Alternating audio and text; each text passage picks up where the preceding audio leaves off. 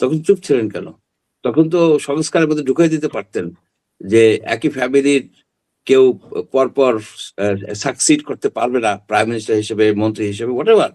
সেখানে অনেক কিছু বিল্ট ইন সিস্টেম করে দেওয়া যেত যাতে এই ডাইনাস্টিক রুলটা থাকতো না, কিন্তু সেটা অন্য করেন নাই। এখন বলতেছেন, এখন এগুলোর বাত কা বাত, মানে একটার এগেনস্টে আরেকটা বলে তারা মার গরম করতে চাচ্ছেন। এখন আসি যে বিশ্ব মিডিয়া তো, যারা আমরা বিশ্ব মিডিয়া বলি, সেখানে তো তারা তথ্য তো পায় বাংলাদেশ থেকে, এবং তাদের অনেকেরই আপনার এই বাংলাদেশে বাঙালি যারা বাংলাদেশি, এখন তো বাঙালি ব্যান করে দিল এই আপনার সংস্কারের মধ্যে, বাঙালি তো আর নাই, শুধু বাংলাদেশি বাংলাদেশি বলি, যে তারা তো বাংলাদেশের লোক। তারা তো, আমরা যেমন ভাবে ইনফ্লুয়েন্সড হই, আপনি যেভাবে হন, এই বিভিন্ন ধরনের হাইপ, বিভিন্ন ধরনের এই ডাটা, এইসব নিয়ে তারাও হয়, তাদের উপর ভিত্তি করে তারা বলে। কিন্তু এগুলো হচ্ছে ফাঁপা কথা, এগুলি অ্যাকচুয়ালি সলিড ডাটার উপর ভিত্তি করে এরা কথা বলে না। সলিড ডাটার উপর ভিত্তি করে যদি কথা বলতো তাহলে এরকম হতো না। আপনি দেখেন যে একটা ডাটা দেখলাম যে 40% চলে যাবে বিএনপির দিকে আওয়ামী লীগের ভোটার। আওয়ামী লীগের ভোটার তো এখন মালে গনিমত, একেবারে যে যেদিকে পারতেছে, যেদিকে যেতে পারতেছে। সবচেয়ে ইন্টারেস্টিং হচ্ছে যে 40% এদের যে নেত্রী, 40% মনে জামাতের দিকে আর 20% বিএনপির দিকে, এরকম মনে হয় হিসাবটা। এরকম একটা কিন্তু এগুলিরও কোনো রিলায়েবল কোনো বিষয় নাই।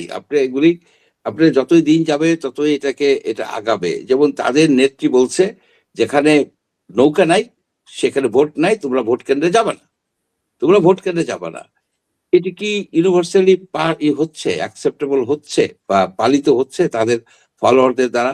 আমি আজকে সংবাদ পেলাম যে আমাদের শিবচরে, সেইখানে যে আমাদের যে এমপি ছিলেন, উনি তো এখন পলাতক অবস্থায় আছেন বিদেশে।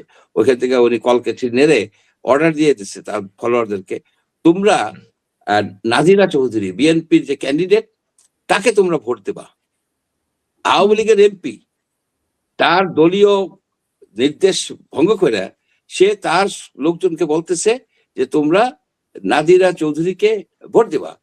এখন কেন বলতেছে? এখানে একটা সিরিয়াস কূটকৌশল আছে। কূটকৌশল হচ্ছে কি, সে তার যারা এখানে ফলোয়ার আছে, এখানে তো বেশ কিছু মানে বিএনপি আওয়ামী লীগের ভোটার আছে, ভোটারদেরকে একটা নাজুক অবস্থায় ফেলাই দিতে চাচ্ছে। কেন নাজুক অবস্থায় ফেলাই দিতে চাচ্ছে? এরা যেন আওয়ামী লীগের থাকে, এরা যদি ভালো কোনো ক্যান্ডিডেটের কে এই করে, যে অনেস্ট, যে মামলাবাজ না, যে চাঁদাবাজ না, এরকম একটা ভালো লোক, আপনার যে ক্যান্ডিডেট একজন ছিল আমাদের ওইখানে, এখনো আছে, লাবলু সিদ্দিকী সাহেব, সবাই তাকে প্রশংসা করে, তার কোন রকমের নাই, তা সে যেন না হইতে পারে। সেই জন্য সে যদি হয়, তাহলে তার এই ফলোয়ার গুলি এরা তার সাথে মিলেমিশে থাকবে, মিলেমিশে থাকতে দেবে না। এই যে কূটকৌশল, এখানে বসে বসে ইন্ডিয়া বসে বসে এই কূটকৌশল মারতেছে এরা সব মায়েরা। এখানে আওয়ামী লীগের যারা ফলোয়ার গুলি আছে, যারা আছে, তাদেরকে যাতে মামলায় জড়াই থাকে, যাতে পিকনিক খায়, মাইর খায়, এই ব্যবস্থা করতেছে। হইলে তখন তারা আওয়ামী লীগারই থাকবে।